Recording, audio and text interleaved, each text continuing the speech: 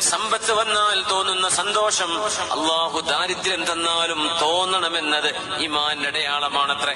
എന്തുകൊണ്ട്?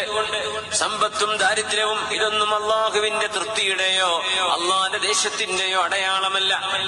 സമ്പത്ത് ദുനിയാവെന്ന് പറയുന്നത് അറളുൻ ഹാദിറുൻ യഅകുലു മിൻഹു അൽ ബർറു വൽ ഫാജിർ. നല്ലവരും അല്ലാത്തവരും, ഈമാനുള്ളവരും ഈമാനില്ലാത്തവരും എല്ലാവരും ലോകത്ത് ജീവിക്കുന്നില്ലേ? സമ്പത്തില്ലേ, സൗഭാഗ്യങ്ങൾ എന്ന് നമ്മൾ പറയുന്ന ദുനിയാവില്ലേ, ഫുലൂസില്ലേ, പൈസയില്ലേ, സമ്പാദ്യങ്ങളില്ലേ?